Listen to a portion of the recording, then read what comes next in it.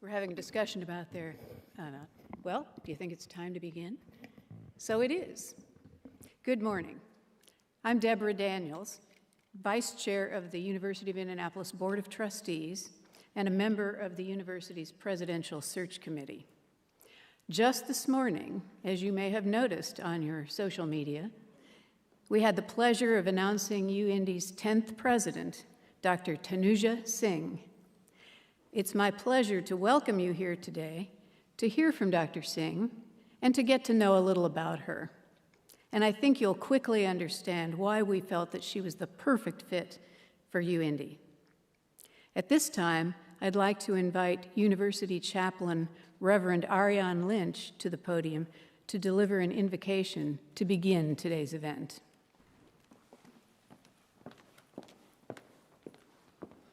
Let us pray. Loving God, gracious Spirit, Holy One, divine friend, we thank you for the gift and the blessing of this day and the moment that it represents in our university's history. It is a reminder that new beginnings don't only happen at the start of an academic year or at the start of a calendar year, but in this instance, in a new chapter in our story. We thank you for this gift, and we thank you for leading and guiding us, supporting and equipping us, for resourcing us in the days past, throughout our history, and especially during this time of transition. In this moment, we invite and need and ask your blessing, your guidance, your strength, and your wisdom as we move forward under new leadership. May we seek and pursue unity and a spirit of cooperation and collaboration. May we give the best of ourselves in our work of education for service. We pray your blessing on our past leaders, those who have led us through this time of transition. And now we ask especially your blessing on Dr. Tanuja Singh as she leads us into the future. In your name we pray. Amen.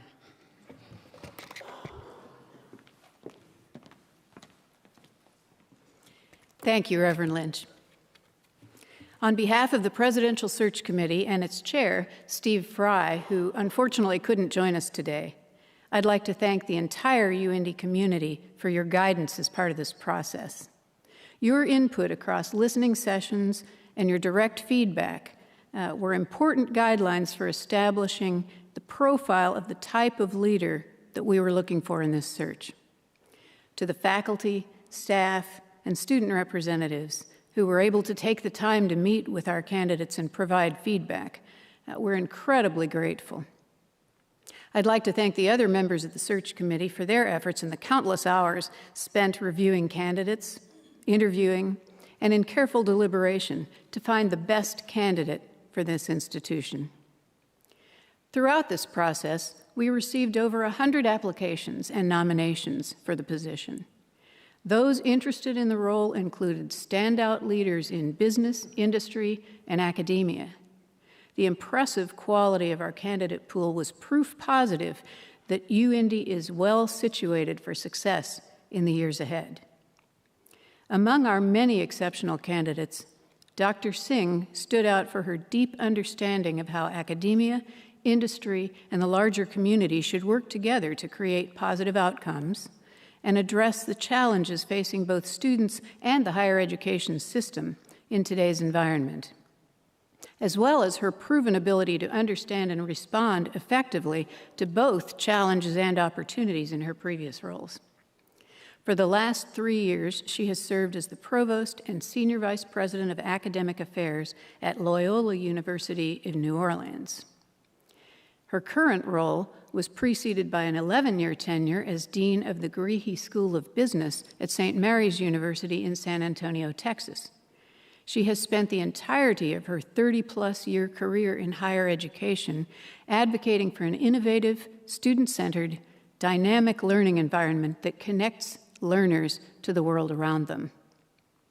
Throughout her entire career, her work has been defined by a commitment to creating a collaborative community of learners and educators who care about making a difference in the world in tangible ways.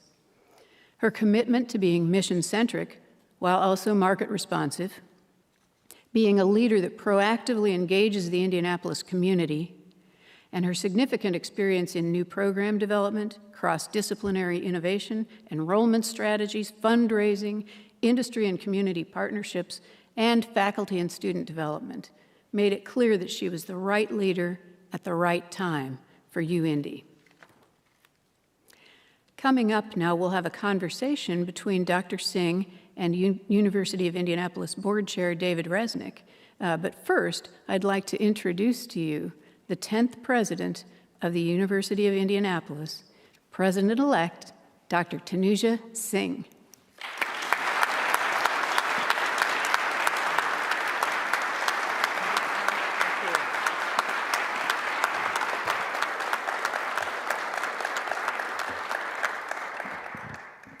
Good morning.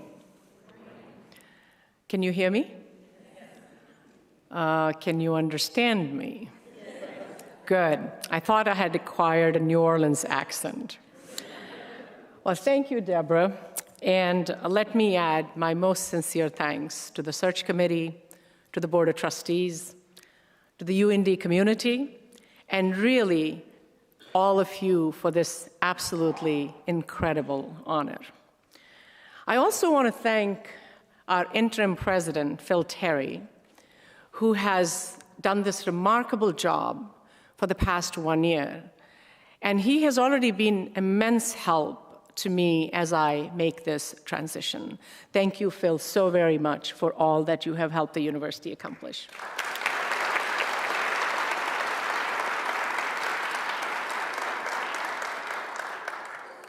We'll have a longer conversation when I sit down with David, but I just wanted to make very few remarks as I share just a sense of purpose and as I share your excitement and the excitement of the community. Education to me is truly transformative. You heard in the video, it changes lives. My biggest joy as an educator my whole life has been when students walk up to me and say, I took that class from you X number of years ago, and it made a difference in my life. And occasionally they'll remind me that in my class, that was the only class they got a B in and they still like me. But they always tell me that that experience is transformative. So I think of education as not just a job, but really my calling. And I know it sounds cliched, and I hope that as you get to know me, you will find that these words indeed are true. I also know one of the reasons I chose UIndy was that there is a sense of purpose. Yes, we want you to succeed. Yes, we want you to get great jobs. But most of all, we want our students to make a difference in the world they live in. We want them to be good citizens. We want them to ask bigger questions that the society is seeking answers for. And that is what makes higher education such a transformative and impactful experience. I think that UIndy is the perfect place for doing that as we get to know our students personally, as our faculty and staff and administration work very closely with what is it that we want our students to achieve. So I hope that as we work together, we will do more, we will be more, and we will achieve more. I want all the employers in Indiana, in Indianapolis, and of course beyond, to think of us as the place as they seek talent. I want this community to think of us as the place to come to, the place to solve problems, because after all, we are the University of Indianapolis. I want all of us in this room, those who are here, those who are watching, and those who are here in spirit, to know that we will achieve all these things together. Because when we grow, the city grows with us. When we grow and succeed, the city succeeds with us. When we grow and succeed, the state succeeds with us, and indeed, the country succeeds with us. I'm looking forward to be part of this great conversation, And I thank you again for this incredible welcome. I've had great conversations beginning yesterday with some of the students, with some of the people that consider Indiana and Indianapolis home, and I look forward to meeting every single one of you. Thank you for this incredible honor.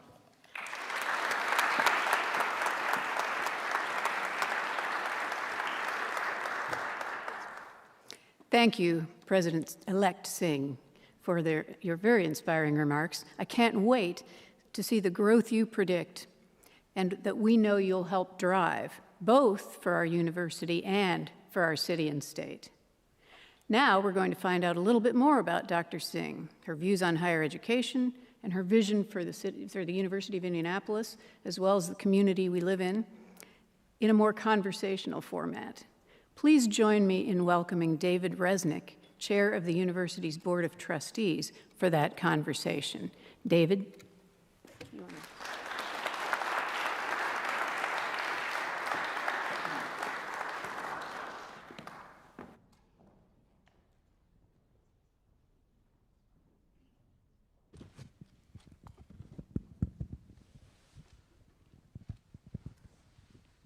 Thank you. Thank you very much, Deborah. I appreciate it. This is so exciting. Just every time that you and I have an opportunity to speak, I get more and more excited and thrilled and confident that we made the right decision and that you are going to be an excellent, excellent president for UIndy. So I have some questions. Okay. Take as long or as short as you wish to answer them. So Deborah did a great job of telling us about some of your professional qualifications. And of course, those are important, okay? But I hope we can take some time for you to tell everyone who you are as a person, not just an administrator or an academic. Well, thank you, and thank you again. Every time I have this conversation, I get really excited about the future of the university, our future together. At my heart, I have always been an academic. So even my personal story is about why I think this is such an important job, but also why it's such an important part of my life. I'm a quintessential optimist. I'm not naive, but I'm a quintessential optimist, and I really believe that our potential as a university, as a potential, as a community, really depends on a collaborative effort. When we work together, when we solve problems together, when we address challenges together. I'm also a curious person. I hope that you've had a chance to look at some of my background. I'm always learning. And I'm one of those people that you'll find out, I'm not afraid to say I don't know. You'll hear me say I don't know a lot, because I have the opportunity to learn from all of you. You all have skill sets that I'm hoping you'll share with me. I'm a traveler. I have been to probably about 40 countries now. I speak a few more languages. I hope I speak English reasonably well. I hope you understand me. But I speak a few other languages, and I am an avid reader. I read everything under the sun. So I'll give you some of my most recent acquisitions, and that might surprise you a little bit. But at my heart, I'm an educator. I love the feeling of excitement when a student comes up to me and says, guess what? I won first place in this competition, or I got this job, or this made a difference in my life. So at my heart, I am truly somebody who cares about education at every level, but especially in higher education. Thank you. So that's a perfect lead into my next question. To go back to academics for a second, I want to ask you your view about the role of higher education within a community, ours and others. You know, if you look at, my work involves, I do research in the area of future of work. If you look at the skill sets that are required for people, not just today, but into the future, they are essentially looking at those skill sets that are fundamentally related to higher education. Ultimately, what is it that higher education does, right? We look at critical thinking. We look at complex problem solving. We look at cognitive adaptability. So it's not skills. the skills are really important, but the ability to translate these skills, no matter what you are doing, no matter which job you are doing, no matter what organization you are leading. And I think higher education prepares you really specifically for these kinds of skills, whether you want to study physics, which I did, whether you want to study business, which I did, whether you want to study marketing, which I did. All of these ultimately are about solving complex problems and really making this world a better place. Higher education also asks you to really look at some of the bigger questions, because what we do in our everyday job has an impact on the society we are building. And I believe that when you are in this area, you can ask those questions: how might I solve problems of poverty and homelessness and climate? And all those issues are very quintessentially, and they're very intrinsic to higher education. And I believe that countries and cities and states, the more we can ensure that our students have those skill sets, that we are preparing them, we would be a competitive state. We are a competitive state. You know, Indiana is growing. I see Indianapolis is growing. And I think we will play a really important role in the growth of a city, in the growth of this state, in the growth of this country, and indeed in a better future for our world. So maybe if I could follow on with that also. Yeah. One of the real most important roles, there are so many important roles for a university president, but one of them is engagement with the community. Yeah. Can you talk a little bit about how you expect to be involved? Absolutely. So that's something that I wanted to share about. I like people, and I love meeting people. There's nobody stranger in my life. I hope you will see that as I take on this role. And one of the things I've done in all my careers, when I was a faculty member, when I became a dean, when I was a provost, is to really connect with people that are both within the university, but also beyond. Because if you think about it, our students are going to work for, whether it is a not-for-profit, whether it's a museum, whether it is a science lab, whether it's with any kind of organization that we can think of, those organizations should know what we are about. So one of the first things the president should do is, one, get to know the community, understand what the needs are, whether it's a not-for-profit here, whether it's a museum here, whether it's a medical system here, whether it's a big company here that's a Fortune 500 or a Fortune 100. That's a really important part. And building those alliances is really critical. And I've done that in all my roles. When I was a dean, I had the privilege and honor of getting to know everybody in the community. And it is my goal when I come here, and I hope that you would introduce me to everyone that I should know. I call myself a boundary spanner, because I can sometimes take the complex, academic concepts and translate them into something that's perhaps more relatable. So I'm hoping to be a very important part. And David, I'm going to look forward to you and Deborah and Phil and others to really introduce me to everybody that I should know, both in the city, but in the state. And I already began yesterday. I had the great pleasure of meeting the governor yesterday, and I'm going to continue that journey. And I met with some very impressive people at one of the biggest foundations. So thank you, Deborah, for that. And I intend to continue that work. So that is how I want to get engaged in the community. Perfect. Thank you. Could you share something, a little bit about your leadership style, and then maybe what are some things that you'll be bringing with you from Loyola to UIndy? I'm a big believer that we all succeed together. This is our university. I'm by nature collaborative. I'll ask a lot of questions. I learn. And my leadership style has always ensured that people that make it happen get the recognition as well as the responsibility. Right? Because I think we do better when people are recognized for their efforts. I take a lot of good ideas, but I'm also fairly decisive. So you will see that I will make decisions that need to be made. I take into account all the factors. I analyze. I'm kind of data informed. I take into account a lot of the factors, but I'm also human informed, because all of our decisions impact people and their lives. But I am a collaborative learner. I will talk a lot and ask about your aspirations. But I'm also an aspirational leader for not just what is today, but what is to come. We have to be able to seek bigger and more things that are going to lead us towards the growth that we are seeking. And I hope that you will join me in all these conversations, because I will come and ask a lot of questions. So I think one of our strengths is the diversity found amongst our community. We have over 60 countries right now that are represented on campus. We have so many different cultures and families. We have students from rural communities, from here in Indianapolis, from big cities. We have legacy students, first-generation students. How do you think that diversity helps an institution thrive? That's an excellent question.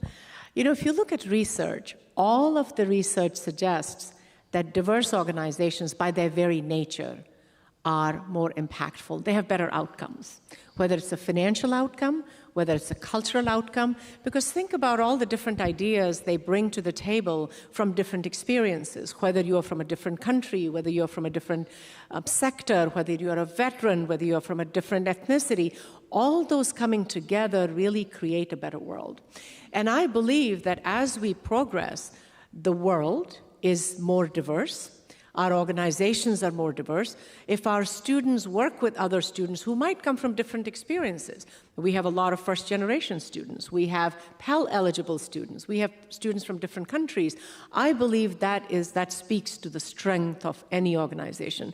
And I believe that having students from so many countries, I mean, imagine the vibrancy on campus. So I'm very excited, and I'm going to hope that we build on that even more, that we invite more people to come to Indianapolis and to the University of Indianapolis to engage with us and have some of these experiences. Thank you. So, okay, imagine that we're having this conversation 3 years from now. What would you like to say that you've accomplished? Well, what I would like to say is what we have accomplished together is that we are a university that is growing, that our enrollments are strong, and that our enrollments are strong in all areas. We have strong undergraduate programs, we have strong graduate programs, we have strong doctoral programs, that we have a student body that reflects the country and indeed the world, that we are known as the university by the employers, by the organizations that are in the city, in the state, and indeed in the country that look to us to seek talent. I also hope that our financial situation is extremely secure, that we have a strong endowment, and that we have investments in some of these areas that I will be speaking about soon, the areas that are growing in the country, the areas that are growing around the world. And I believe that we would all be proud, and we would have alumni that would engage with us and say, I am proud to have graduated from the University of Indianapolis, and that I am looking forward to giving back more to the university through their time, through their talent, and, of course, their treasure. Thanks. Okay, last question. I hope it's an easy one. Well, okay. All right. It's okay. a multi-part one. Okay. It's rapid fire. This is the lightning round. Okay. All right. All right. Do I win a prize? Yes. Okay. Yes, all right. yeah. Well, then in that case, we're good. A job okay. with UIndy. Okay. Yeah. All right. Okay. Ready? Okay. Favorite book this year? I just finished reading The Lotus Eaters, but I read multiple books. So I read Lotus Eaters. I'm rereading Middlesteins. And there's one other I'm forgetting. It's a Scandinavian crime fiction. But Lotus Eaters is the book that I just finished. It's a 2010 book, but I just finished it. Okay. What TV show are you binging? Oh, my gosh. Better Call Saul. I've watched it twice. Anybody here a fan? When I have time, I've watched it twice. One of the best shows. Who is your favorite historical figure? Actually, it's a woman from India, born in 1885, by the name of Janaki Annamala. She was one of the first female botanists. She got her PhD in the United States, And she was one of the first PhDs, I believe, in India to have gotten a PhD from the United States. Absolutely phenomenal woman. She did some things in botany that are quite remarkable, and she was born in 1800s. She is my historical figure. And as a woman, I'm really damn proud of her. Pardon my language. Okay, what will you miss most about New Orleans? I will miss Mardi Gras. I don't know if you've been. It is not a day. It's a month of parades. And I will miss Mardi Gras, but I'll also miss the beignets. They are some of the best in the world, so I'll have to have those sourced. But we have Long's Donuts here. So, okay. All right. You'll have to get to know them very soon. All right. Yeah. Okay, I will. What's your most unique hobby? So I travel a lot, but in every country, from a local artist, I buy a piece of art. And it's always hand-done, so hopefully you'll get to visit my house sometime, and I have art from around the world, and it's a small piece or a big piece, but I collect that. It doesn't have to be fancy, but it has to be local. That's neat. What was your most memorable or important undergraduate class?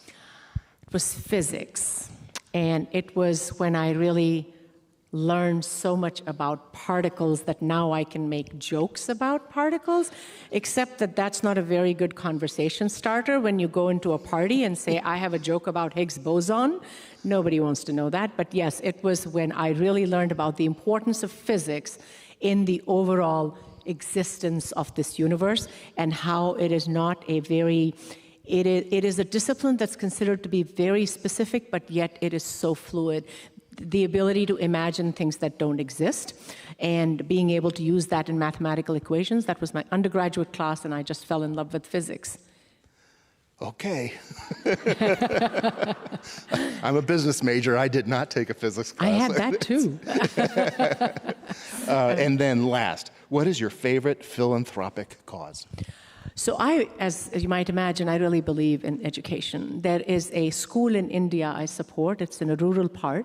It's a high school, and we started it, about 30 of us started it many, many years ago with the understanding that the underprivileged group, whether it's men and women, that they would go to the school. I'm really proud to say that we started with about 30 students, and it is now almost 400 students. It's a fully accredited high school with a graduation rate of almost 98%. And I'm really, really proud, and that continues to be. I do a lot of things, but that is one of my big causes, and I really believe in that childhood education. So terrific. Thank you. Terrific. Well, thank you so much for this conversation. It has been very enjoyable to get to learn more about you, and we look forward to so many more years of you being on our campus with us together. And I just. We are going to achieve big, big things for UIndy. So welcome to University of Indianapolis, Dr. Singh. Thank you so very much, and I really appreciate all of you being here. Thank you very, very, very much. Thank you. Thank you.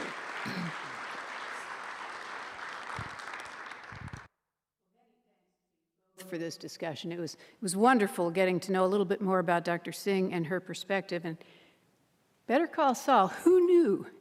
You know? I'm impressed. So I know she's looking forward to engaging our campus community in the months ahead, beginning with some receptions scheduled for yet this afternoon. Now, before we leave, I would like to take a moment to recognize our interim president, Phil Terry. You know, with his typical humility, Phil has declined to have a role in this event today and declined to speak, but he has so graciously stepped in over the last year to lead UIndy during this period of transition. Interim presidencies can be a challenge. You must maintain forward momentum and help the university function during a transitional period while also knowing you're only in the role for a limited time, and there will soon be another leader who will have their own priorities and goals. Phil handled all that and more with grace and helped bridge the gap over this last year. And while I know he's ready to get back to retirement, he'll continue to play a critical role in these next few months in helping to bring Dr. Singh up to speed as she prepares to take office. So please join me in taking a moment to show our appreciation to Phil for his work throughout this past year.